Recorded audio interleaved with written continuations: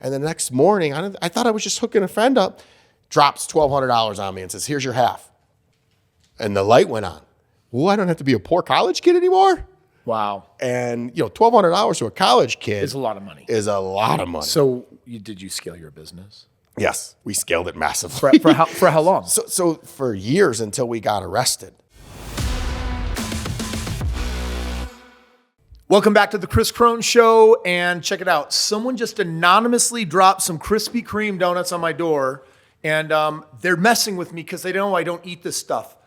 But Kelly. I'll take it. Oh my gosh, he's downing it right now. Bro, what are you doing eating donuts? Like, to have a body like that, you got to have rules, man.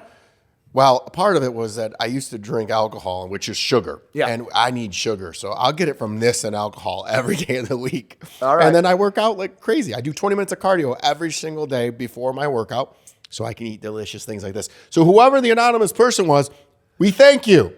So guys, check it out. I've got Kelly Siegel here sitting with me in studio. He flew out from Michigan. We just did a meditation retreat, spent the last 2 days together.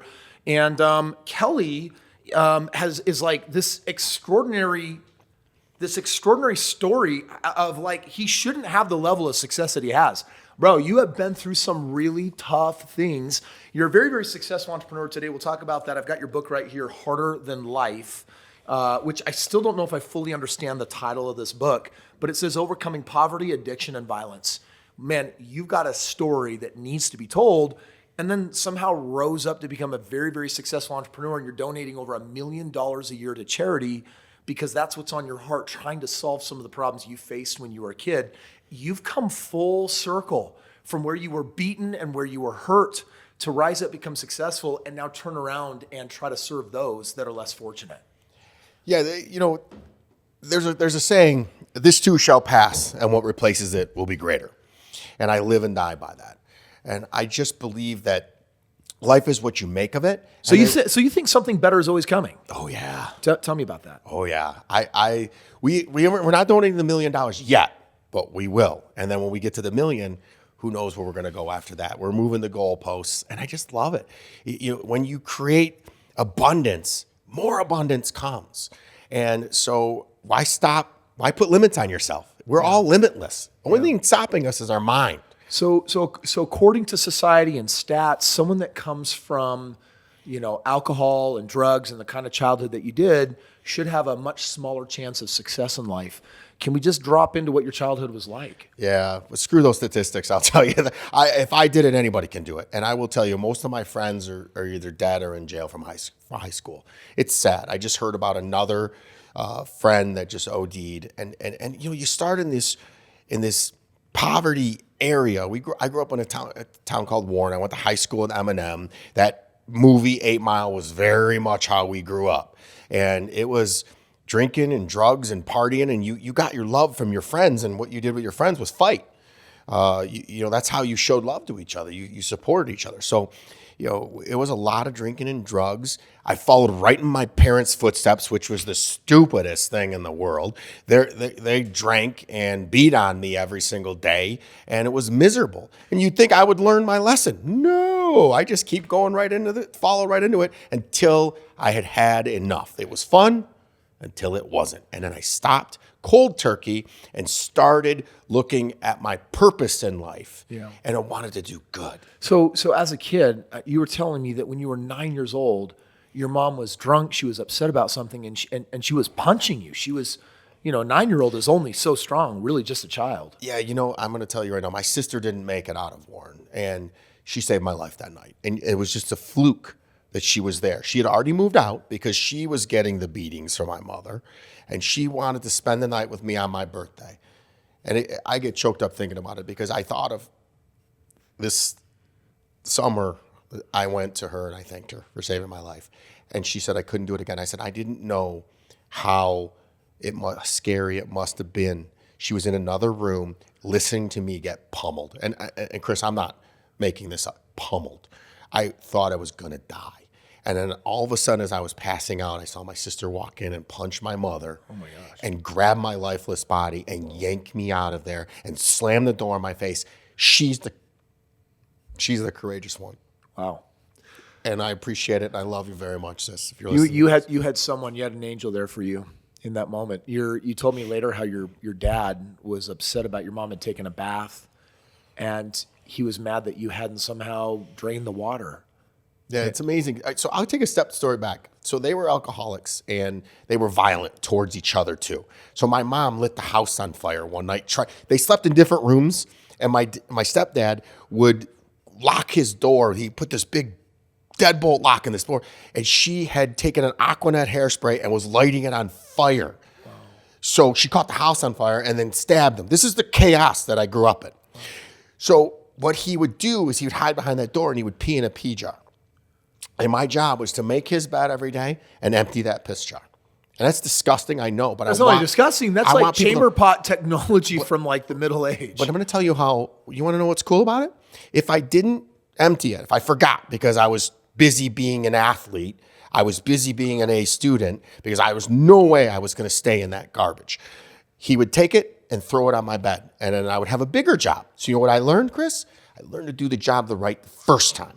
So how you do anything is how you do everything. In my work today at National Technology Management, I make sure I do my job right the first time, because I'm not going to have time to do it over. It's disgusting. I know it. No, but I'm telling you, to this day, if my team needs help, I put my boots on and I will go pull cable. I will go move things. I am not too proud to beg, and I am not too proud to do work, even though I'm the founder and the owner. Wow. And that sticks with me to today. You know, I will do anything. So somehow a lot of these childhood life lessons they molded you into the man you are. I mean, first of all, we can clearly see, bro, can you give me a double? Can I just see this for a second? We can clearly see that probably starting pretty young, you started putting some muscle on. What was your motivation for that? Well, my stepfather was 6'1", 6'2", 265. And I'm only 5'9", so the only thing I could think of to try to stand up to him was get really, really strong. And what was happening is, I was getting stronger, he'd have to spot me, and then he got afraid, and I called him out one day, and that's when I ultimately got thrown out, and it was what set me free. But also too, when you're a bigger guy, people want to talk to you, people gravitate towards you, and it's opened up so many doors for me. So thank you, stepdad, for making me tough. Now, I could be wrong, but you seem to have this attitude going on that you're going to force a way for everything negative and awful that's happened to turn into something good for you. You're closer to your sister. You're thankful for your big muscular body. You built the body so you could beat him up, never got around to that. At one point, he was holding you under the water in the bathtub, trying to drown you.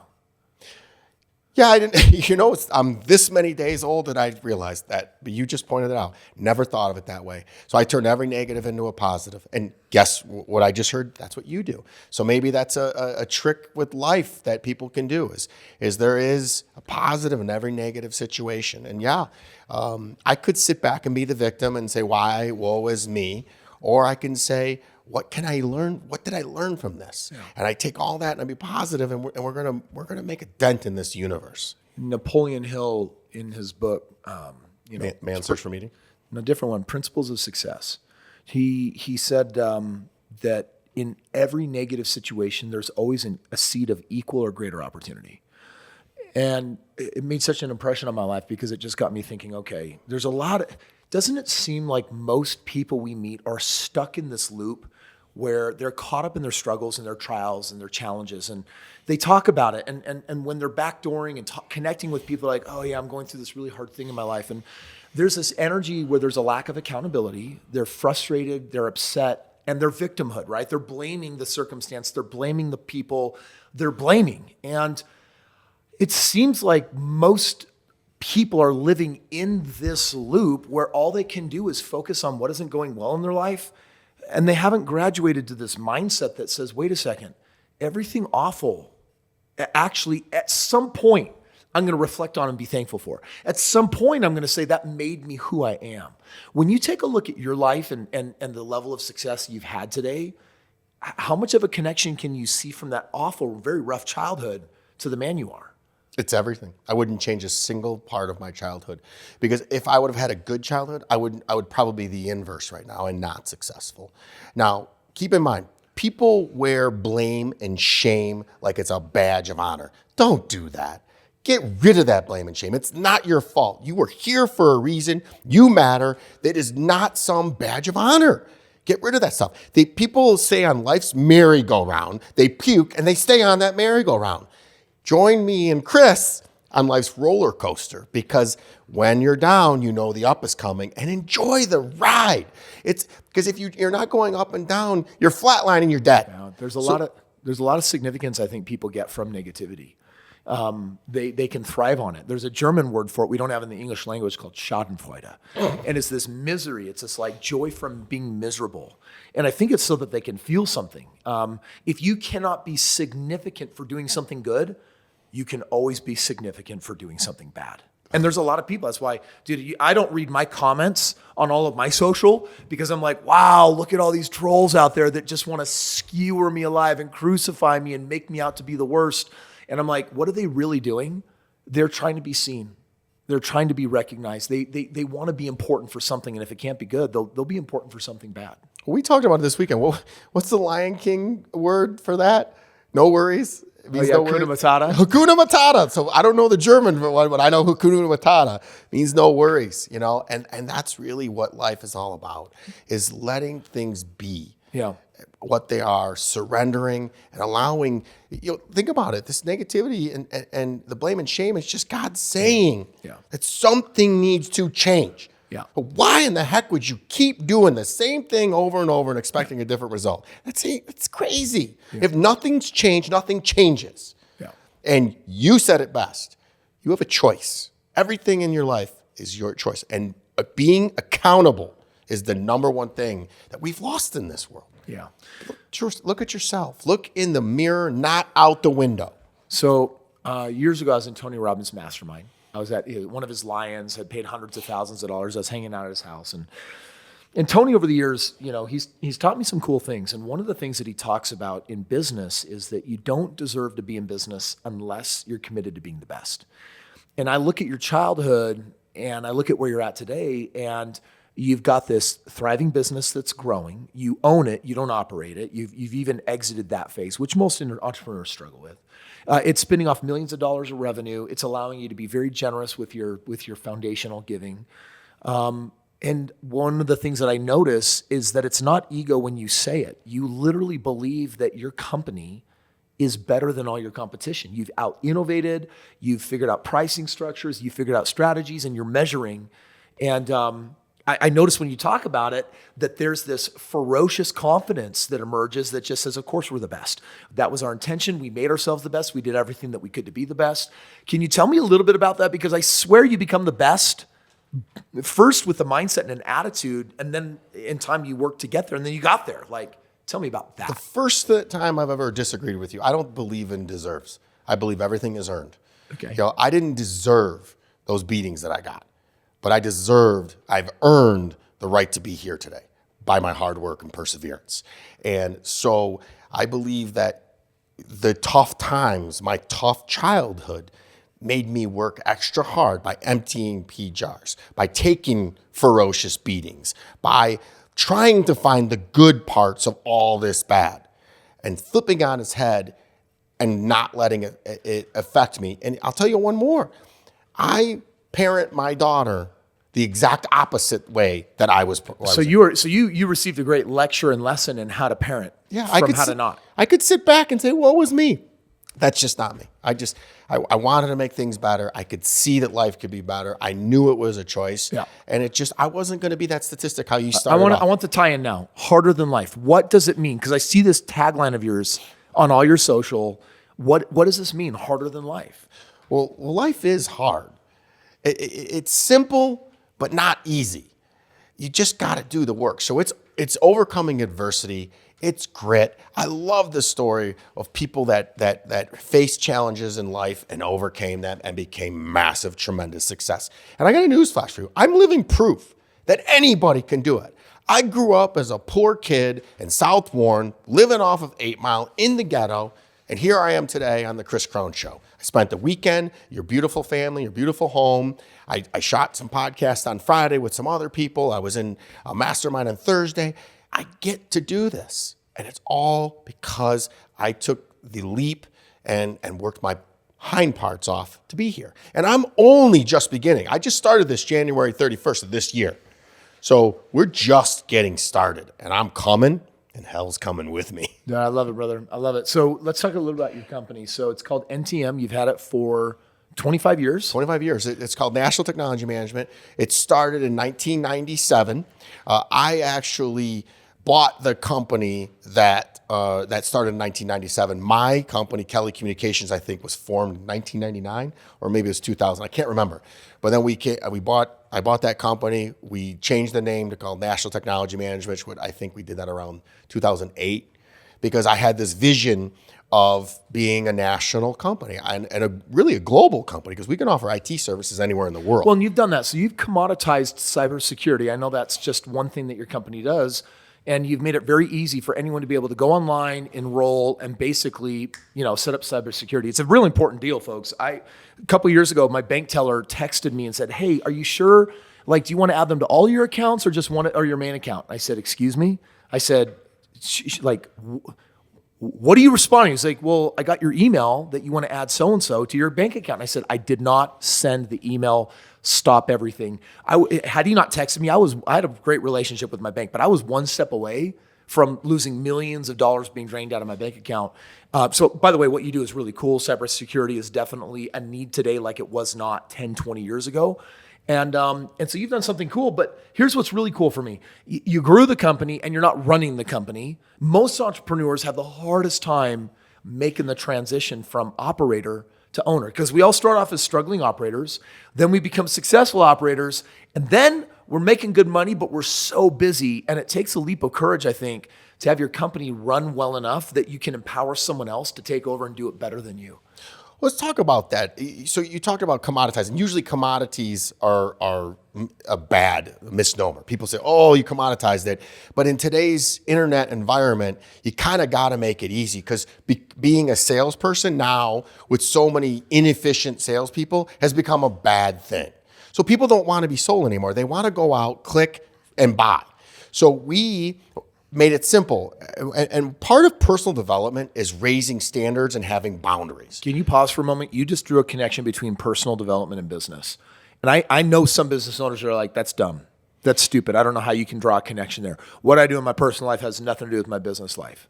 And you'd be very, very wrong. And I used the analogy of Elvis Presley, Prince, and Michael Jackson. They had all the money in the world. They were the most famous people in the world. People loved them. They had all the money in the world, and yet they all three died. If money makes you happy, why aren't they still alive? What makes you happy is your heart, your insides. You have everything you need inside of you, and you've got to seek it. And that's what you mean by personal development. You're talking about the emotional intelligence. You're talking about working through either traumas or perceived traumas. You're talking about overcoming, what you went through in your childhood. Well, I mean, I grew up. Here's what I did. I didn't love myself. I didn't think I deserved love. I couldn't receive love. I felt abandoned, betrayed, and those things, I wore the blame and shame like a badge of honor. Wow. And it wasn't until I had those things straight on through multiple modalities of therapy, through quitting the drugs and alcohol, which was crutching it and masking it. That's the number one thing, is people crutch and mask and they think things are going to change. And it didn't. So yes, but it's the metaphor is the exact same. So you put standards and boundaries. I have standards and boundaries of how people can interact with me and who can interact with me. So it raises the game. If you're not here, you must be this tall to ride this ride. Mm-hmm. And if you're not, I have no problems. I'm maniacal about saying no. So say no more than you say yes, which is exactly what we did in the IT. We offer three services. It's good, better, best buckets, 1, 2, and 3. And if you want to change any of them, go find somebody else, because it allows us to predict the future. Round peg in a square hole never works. Yeah. It only works for a little bit of time, and then you wonder why. Why didn't this last? And same thing in a relationship and personal development. If I show up to you, Kris, and I'm inauthentic and I put on a mask and I'm trying to be somebody I'm not, you're eventually going to see my words don't match my actions, and you're not going to like me. So everything in your life needs to be aligned, business and your mind. Where do you go to figure that out, though? Because, I mean, it's one thing to apply Traction's EOS system for accountability in your company between your employees and your managers, et cetera. But you're talking about personal development. Like, where do you go for personal development? What's up, Kris Krohn here. I am pausing my own podcast to make sure that you have my cell phone number. Because as you're listening and thinking to yourself, man, I wish I could text Kris and ask him a real estate question or a business question, a marriage question, a health question, I got news for you. The phone number is right here. It's 385-217-3477. Save this in your phone and literally start texting me right now. Just drop your name and say, hey, Kris, it's whoever you are, and ask me a simple question. Let's go. Well, it's with this new thing called the internet. It's pretty cool. It's available for free anywhere. You could, if you listen to your reels, you have so much personal development in your money-making routines. The Ed Milet's, the Tony Robbins. Heck, you can go on Netflix and see Brene Brown. And you can read a book. I read tons of books. I read a book a week. I want to grow my mind, and I'm always learning. I'm a learner. Does that make you a know-it-all? I'm a learn-it-all, not a know-it-all. As a matter of fact, the more that I read and learn is the less I knew. Wow. That's the most amazing thing. Like what I thought, what I would have died on, that hill that I would have died on, as I'm growing and releasing and surrendering, I'm learning that was all bullshit. Sorry, I don't know if I can swear, but it was all baloney. So you had, when I take a look at your childhood that was rough, and I look at you as an adult with a lot of success, there was still a transition period because you said, I was getting good grades. I didn't want to be at all like my parents. And yet your father, you were 23 years old when you lost your father to alcohol, and yet you were drinking alcohol. I'll give you one better. That summer that I lost my dad, I drank so much that summer that my grandparents were going to have an intervention. And just like I do anything, I flipped a switch. I felt sorry for myself for about 4 months, the entire summer. And then Labor Day hit. After Labor Day, Tuesday morning, I set the bottle down and I went back to work and became the number one salesman in the company that I was working for at the time. Oh. And I do that. I'm crazy like that. I will flip a switch, and that's how I quit drinking ultimately. I just said, I've had enough. This is no longer fun for me. Yeah. And I just set the drink down. And this one, I said only 90 days. And then I went 90 days and I went, I feel pretty good. I'm going to go another 90 days. And it happened to be July 1st. And I said, I'm going to wait till 4th of July to have a drink. And then on the 4th of July, I'm around all these people that were drinking, and I'm captaining a boat. And I go to pull out, and it just, my whole being was out of alignment. And I'm looking around, and everybody hammered. It's like 11 o'clock in the morning. And I said, I don't belong here. I put the boat back in. I said, guys, I got to leave. I'm so sorry. And I bolted, and I went home, and I cried because I knew that old Kelly was dying. Yeah. How old were you at that time? I was 43. I waited way too long. So, but at 43, you put it down, and you've never touched since? I'm coming up on 5 years. Wow. And I'll tell you what, I was in Thailand for the full moon party when I was 30. Wow. And I was doing shots of tequila with Liam Neeson, and I was like, I am out of alignment with alcohol. Wow. And so from 30 to 43, 13 years, everybody looks back and says, I don't have any regrets. I wish I would have figured this out sooner. I could be making a bigger impact because alcohol was a crutch. Wasn't I alcoholic? I don't know. I tell you that the first thing is admitting you're powerless over alcohol. I don't think I was powerless. I just everybody loved the Kelly that was a drinker, the partier, the animal. And that's what it's all about, Kris. I needed love. And even if I got into negative situations, drinking, drugging, sexing, doing all these terrible things, it was something until it wasn't. And then at 43, I said, I've had enough. And that was it. I walked away. Wow. And I'll never go back. And I'll tell you one more. I've done so much work on myself that I have zero cravings for alcohol. If you go to any one of my houses, any of my boats, there's booze everywhere. People go, how do you preach about not drinking and you have alcohol everywhere? That's how you know you're cured. I went to the heart of the reason why I drank, and it was love. I wanted love, and people love that guy. Now I love myself, and the hardest part is receiving love. I could give love, but receiving it, whoa, that scared the crap out of me because what would happen? The people that were supposed to love me as a child beat the living crap out of me. Yeah. So I didn't trust that it was safe. But now I've overcome all that, and I'm living the best life. The next book will be called Easier Than Life. Because so you got Harder Than Life and the sequel, Easier Than Life. Man, once you get on that winning train and you have habits, daily habits of winning, there's still little things where badness happens. I'm not sitting here saying it's all rainbows and unicorns. I still have moments where I'm lonely and I'm alone. I'm still single. I haven't figured out love yet, but I get lots of love from people like you, and I accept it. I feel it. Every time I'm around you, I can feel it.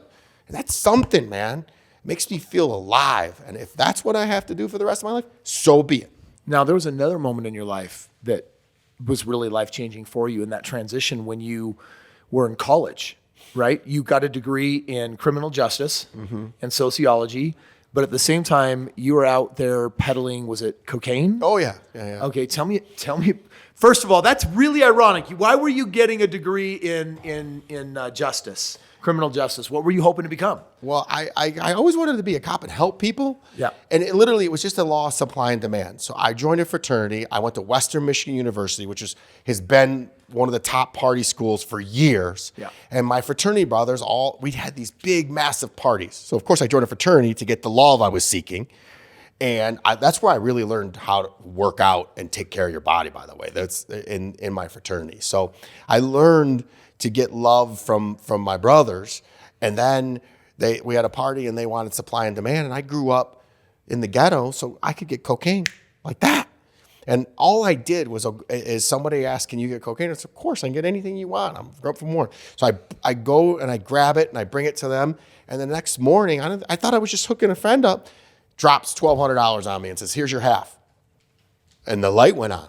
Well, I don't have to be a poor college kid anymore. Wow. And, $1,200 to a college kid Is a lot of money. Is a lot of money. So did you scale your business? Yes, we scaled it massively. For how long? So for years until we got arrested. Yeah, but what did you build it up to before you got arrested? Well, we were having, I've never said this out loud. We had 40 pounds of weed, because we also dealt in weed because college kids wanted cannabis. And we'd have 40 pounds of weed flown in weekly. And this was before 9/11. So you could throw suitcases on planes without people. And we'd have it shipped right from Mexico to Arizona and then Arizona to Kalamazoo. And we'd send somebody in, grab the bags, and they were wrapped in tight little pounds. And my buddy would call me up, hey, package arrived. We'd go there and we'd spend the next few hours unwrapping, and we'd send some to Michigan State University. We would send some to the local, and then we'd keep a little bit for ourselves. And then mixed in there, I would throw some cocaine, and that was for parties. So, and then when you're in that business, other things like ecstasy and acid, and it just got out of control. And then I just had this epiphany. I'm like, I gotta stop doing this. And it was my end of my junior year. I go, I'm quit. And apparently the FBI and were watching us for a long time. How much money were you making? I just have to ask because I'm so curious. You remember the first $1,200? It's just enough money to live like I was a baller and then pay for my lawyer to get me basically I was looking at 60 years in jail. 60 years? Yeah, and everybody, how they had me, because they never really, I did it through people, was every single one of my friends signed a deal to testify against me. So that was the ultimate betrayal. Wow. But you know what I did to overcome that? Take full responsibility. Had I not been going and getting these drugs, I wouldn't be in that situation. And, the criminal injustice system, it's hard to get out of it. I was technically on lifetime probation. They were sending people to my house years after when I was starting a business. And I'm going to tell you right now, if this happened now with the internet, like I remember lying on job applications and saying I didn't have a felony. And every time I'd get called in the office, I think I'm getting fired because they figured out I had a felony. Now, everybody, it's common knowledge. It's all expunged. I've got lawyers that took care of everything. I now carry a gun. I'm legal. I do everything above board. And I don't break the law. But they made it hard. So I understand why it's so hard to get out of. Bro, how come you're not in jail if you were going to be sentenced 60 years? Well, at the very end, they realized that their case was very weak. There was some circumstantial evidence. There was some lying, and the only thing they really had was my friends were going to testify against me. And my lawyer happened to be a friend of mine. He said, if you're not my friend, I've tried this case and we win. But they offered me at the last minute 1 year in a like a halfway house type situation. And he said, and they delayed 8 months of it. They said, if you're good for the 4 months, we'll let you out in 4 months. And he said, I got to advise you to take this because if you lose, it's 20 years minimum. And he goes, I can't have that on my, if somehow, some way. 4 months is better than a minimum guarantee of 20. Yeah. If you lose. Yeah. So I went and did, and you know what, the truth be told? You said the cool thing about things. The cool thing about it is I needed it. I needed my freedom taken away. What happened that first day you went in? I walked in and I went into my cell and I remember the guy was this large African-American man. He looked at me and he's like, you're my cellmate, you're my boy. You don't listen to anybody. I got you. And that was because I was a big guy and he did, man. Bruce took care of me during the whole 4 months. And then what I learned, I'm a pretty smart guy. I figure out things really fast. So it was a jail, but we could come and go to work. So my work, I had a job, plus I had school. And I was able to go do that. And I figured out how to be out of there for 12 hours a day. And, but man, once your freedom's taken, there ain't nothing like it. And that's why you'll hear me say, I like peace and freedom. And freedom isn't necessarily not being in jail. It's being able to have choices. You have no choices when you're in jail. You are an inmate and you have to do what they say, even if it's wrong. And some people get off on having that kind of control. So, but when I walked in there, I started crying because I said, what choices did I make? How many stupid choices did I make to get myself in here? How many days of your 120 did it take for you to feel reformed? Right then and there. That first day. That first day. I sat in there and said, I was crying and I said, this is just, I'm smarter than this. And to this day, man, you very rarely, I don't even jaywalk. This brings up a couple interesting things because I have got here that you have an intention one day of opening a rehab center. Yes. Tell me about that. Well, I believe that alcoholism and drugs, and now wherever you go, cannabis is legal. So people are switching off of alcohol and going to weed. So you're going to see more and more of that. What does that happen? It's just numbing people out. They're escaping reality. So I want to help as many people get clean and sober and realize that life is amazing, but you have to get to the root. You want better fruit? Address the root. So usually that's childhood trauma. And that's why I drank. Everybody loved. So once I said, hey, I love myself, and I really meant it and did it, I never wanted to drink again. So that's really how you solve these problems. And it's really sitting in your shit. Sit in your feelings, name your feelings, process those feelings, realize that they're probably magical lies. We saw it over the weekend with the retreat. So a father and a son, they got into a disagreement. The father forgave him right away, and the son had carried it on for years. Yeah. It's like, son, I forgave you right away. And all it took was a conversation. So, the rehab center represents, because as the numbers that we're starting a fitness app, and the numbers that we're projecting there's going to be a lot more than the $1 million to donate to charity. So one of those charities, by the way, is what? Families or Kids Against Narcotics? Families Against Narcotics, FAN for short. How cool is that? Yeah. And I was at their fundraiser recently, and I took my daughter and I took my assistant because I want everybody to be a part of this. Because listen, I'm not doing this alone. My whole entire National Technology Management team allows me to do this, and they love it. They encourage it. So when I was at their event, and somebody donated a $10,000 check. And I envisioned myself next year emceeing the event, which I will, and pulling out a 6-figure check. Wow. And dropping it on them. So I just put that out there live and in the airways. We're going to donate 6 figures. We're trying to get to that $1 million. It may come faster or late, but it will come. And then when we hit our projections, we'll be able to do more, which will be rehab centers. Anything we can do to give back to the world.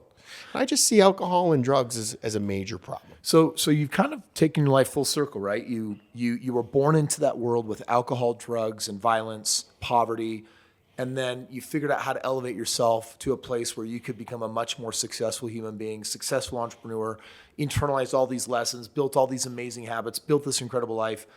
And now you're taking your success and your wealth and you're feeding it back into now solving the broken system. Yeah, I believe in continuous and nonstop, never-ending improvement. That's why I'm feeding my mind nonstop. I just want to grow and help and grow and help and leave a mark in this world. I think I put it in the book. I'm going to leave a dent. I'm a big guy, and whatever I run into, I'm going to leave a mark. And really, all we have after we're dead is a legacy. So what's my legacy going to be? It's going to be here for a long time, Kris. So I know that you're a really big believer in habits, right? And it's amazing. I like to share my habits online, and it is incredible how some people will take those, go on Reddit, and roast you alive. Especially if your habits are like wake up early and meditate and read books and work out. It's weird, but there's actually there's a subset of society that go after those people and just say that's ridiculous. And these are the guys that I think sleep in and party and love living. I would call it probably a less disciplined life. Habits for you, what does it mean, and what are some of your most important habits? Kris, when there's one finger pointing away, three are pointing back at you. So I love those people even more because they need us more than everybody else. Now, I don't shy away from the people that support us. Of course, they get max amount of love, but I give the other people just as much because I do convert them. I love that. I love when somebody throws me, you told me don't look at my comments. I love when people throw me shade and I hit them with a bunch of love and kindness and they reply with, I'm sorry, I was having a bad day. Wow. And it happens. Wow. So I want to let them know, I'm not going to wrestle with a pig because they'll love it and we'll just get dirty.